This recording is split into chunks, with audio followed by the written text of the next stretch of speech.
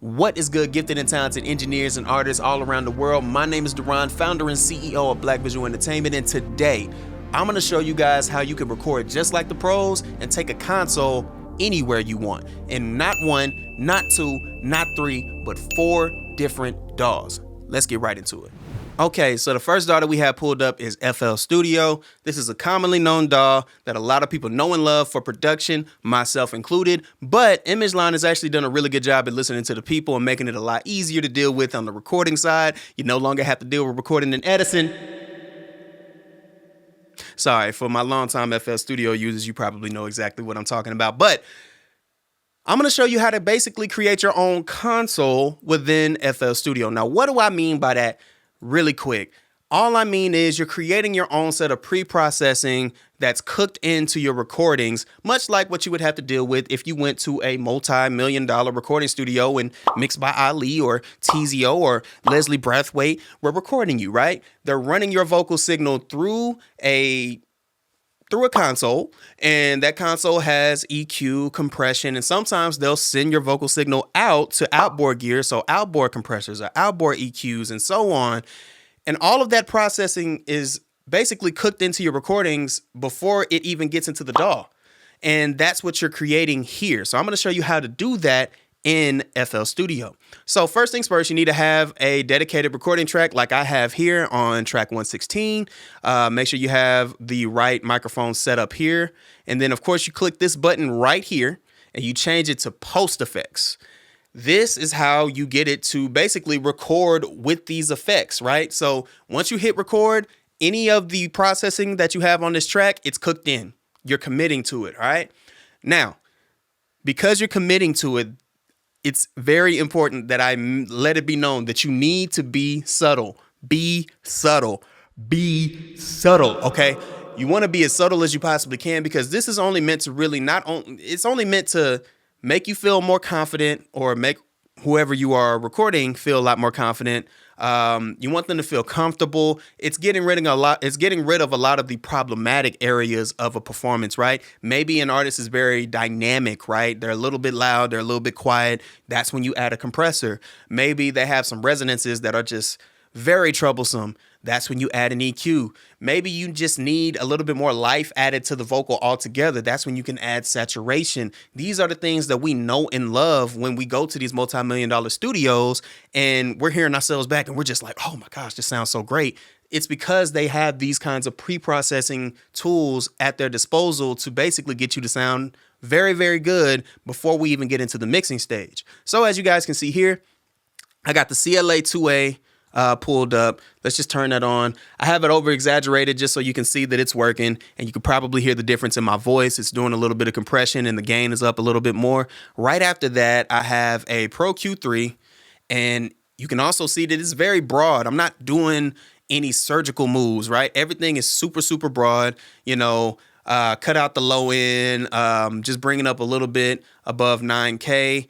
And just, as you can see, I could have went really, really narrow, but I kept it broad because I'm really just trying to sculpt the sound. And that's what you want to think about when you're utilizing EQ in this particular stage. You want to sculpt the sound. You're not trying to turn it into this completely different thing. You're not trying to do all the heavy lifting here. That's the whole point of the mixing process. This is the recording stage. You're not doing the heavy lifting here. You're just trying to get rid of all the noticeable things and make it a lot easier when you get to the mixing stage, right? And then after that, just to kind of emulate what a lot of consoles add is saturation. So I have the warm tape set up from FabFilter Saturn, and all of these things are added together to give me a much better sounding recording, right? And I have this recording there. Don't mind that. But I also, as you guys can see, I have a Metatune or Auto-Tune set up right here. With Auto-Tune, I don't advise you to use it if you're not all that comfortable with it in this particular stage, but I use it very light, right? This is really just to help a lot of singers, including myself, just stay in a pocket when singing. It shouldn't be heard. It shouldn't be noticed like that. It's just adding a little bit of sheen and kind of correcting those little bitty notes that just want to step out a little bit. It's doing a really good job of taming those things, right? But for the most part, if you're new to this, I would just completely take Auto-Tune off. Don't worry about that at this stage. This is just something that I have here. And for the sake of this recording, I'm going to turn it on. It's going to sound very, very, very processed, but I'm going to do a quick recording for you guys so you can see that it's recording the effects as well as my vocals, right? So let's do a quick test. All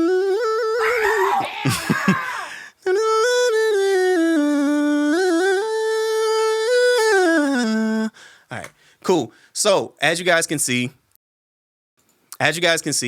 I have that recording. Let's listen back to see if it actually recorded what we put down.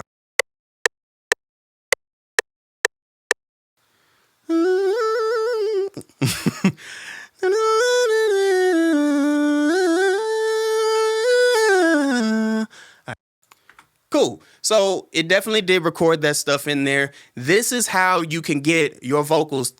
Let me turn auto-tune off. This is how you can tell. This is how you can basically get your vocals to sound a lot better before it even goes out to the mix engineer, or if you're the mix engineer, it just saves a lot of effort and time that you have to put into really getting the vocals to sound really, really good. And if you notice from a lot of your favorite engineers, you go to their mix downs online, I mean, the vocals sound great already, and they only have like maybe 2 plugins, maybe 3 plugins, and it already sounds professional. This is how they're doing it. They're doing it because they have pre-processing. Whoever the recording engineer was, they had pre-processing going on that was already embedded in it, and they knew what they were doing. And they got it to sound very nice to where all they had to do was just really bring out all the little nuanced things that becomes a problem in order to create that overall professional sound that you know and love, right? So this is how you do it in FL Studio. Let's jump into the next DAW. Okay, so now we're in Studio One, which is another powerhouse of a DAW. I love using this DAW just like I love using all the other ones I'm going to show you in this video. This one, I would say, is a little bit more simple than it is in FL Studio. That's up to you guys. That's completely subjective, but as you can see, we have a recording track right here.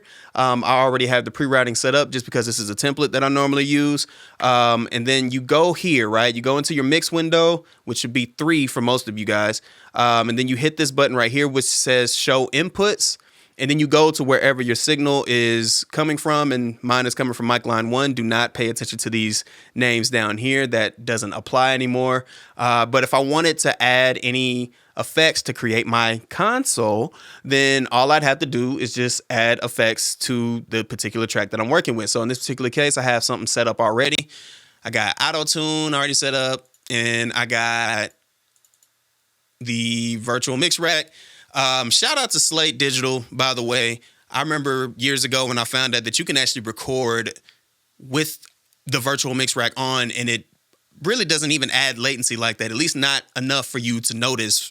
So when I found that out, that was like crazy. That was like a big thing for me. So shout out to them for that, man. But when it comes to this, I have it over-exaggerated, just like the auto-tune. I have it completely over-exaggerated on purpose, but obviously, like again, be subtle, right? Be subtle. You want to treat this like you would a console or outboard gear. Be subtle because you're committing to all of what you put here. So let's get a quick recording in, and I'll show you what I mean. All right, ready? Let's get it. I'm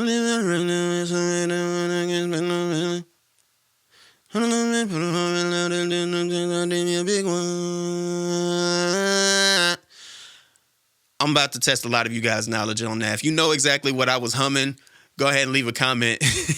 Yeah, I'm going to test you guys' knowledge today on that one.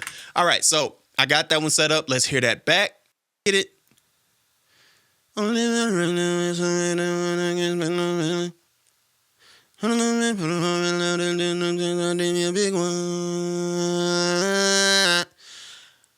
right. So you guys heard that. That is how you do it in Studio One. All right, now we are in Pro Tools, quote unquote, the industry standard. Some people say it is, some people say it isn't. That's for a whole nother video. We can talk about all these different things, but this is how you create your own console within Studio One. Now, I have it set up in here already, but I'm going to show you what you need to do in order to be able to create this. So first things first, you need to create an aux track, okay? So you need to create a new track, and this is the track right here, but you need to create an aux track. When you create an aux track, let me just show you really quick. Once you go here, you would change it to well, since you're using this for recording vocals, right, you just change this into mono, go here into the aux input, and then you can name it whatever you want to name it. You can name it console, whatever. Whatever you want to call it, you can call it that.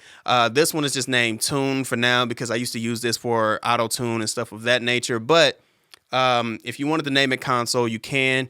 Now, what you'll do is set your input to your microphone. Obviously, once you set it to that, you have it set to that, you're good to go there. And then you will set your output to the name, right? The name of this particular aux. So you'd find it in your tracks here.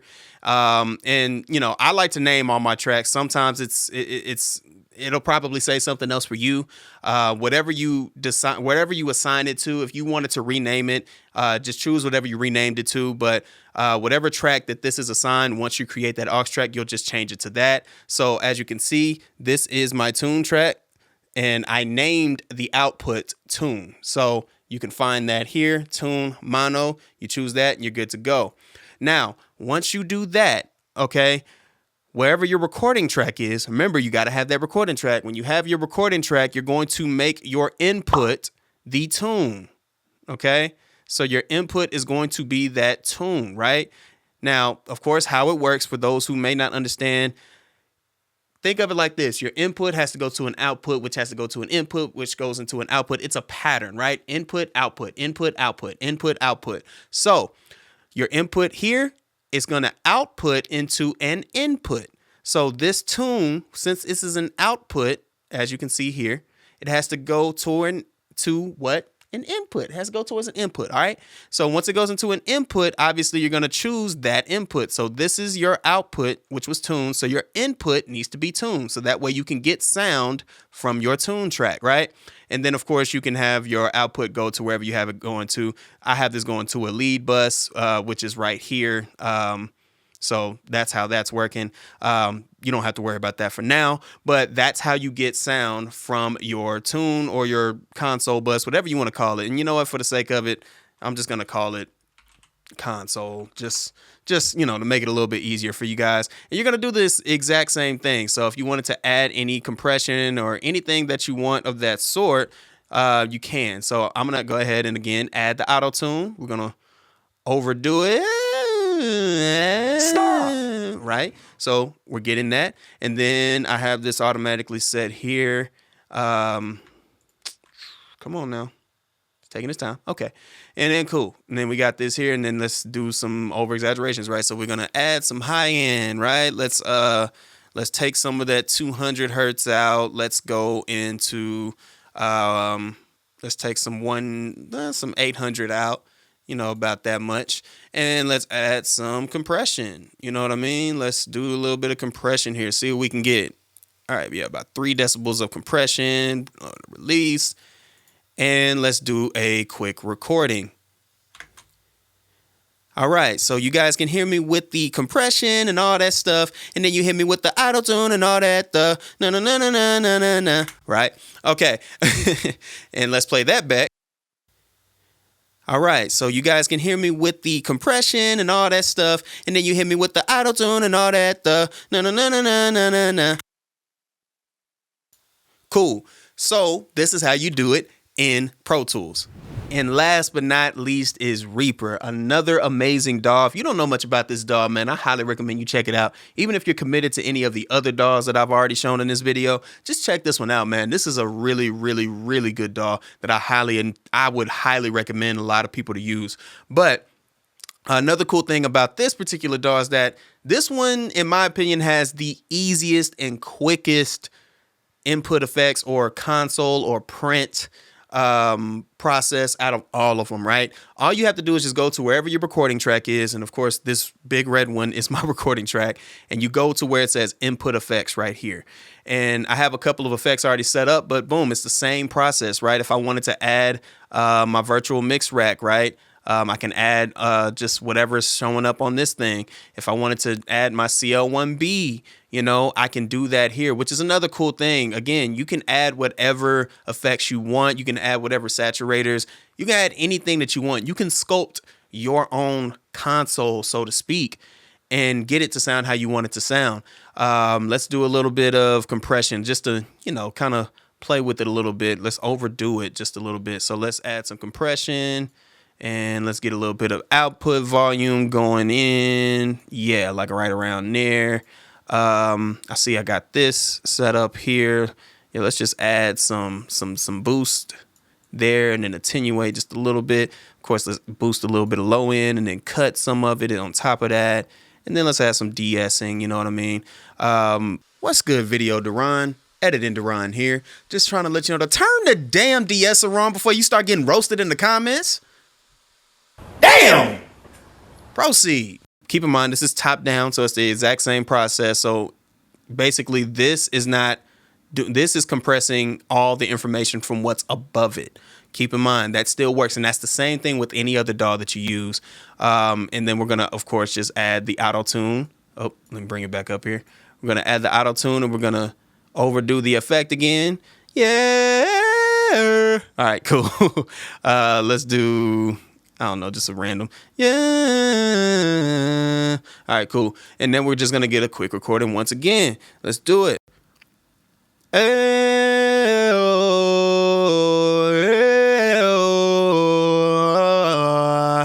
Cool. And then let's hear that back.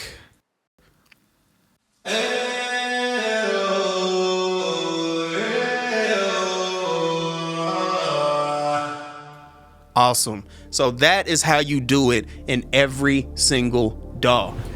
And there you guys have it, okay? This is how you can create your own console or input effects or prints in 4 different DAWs, okay? Keep in mind, these are not necessities. You do not have to do this, but it is and can be very, very helpful for you if you want to get a more polished sound without having to do a whole lot of work in the mixing stage, right? Keep in mind, you also need to be very, very subtle. This is something that's supposed to be used to help you get closer to that polished sound without fully overdoing it and making it a lot harder for you later on. So keep that in mind, you guys.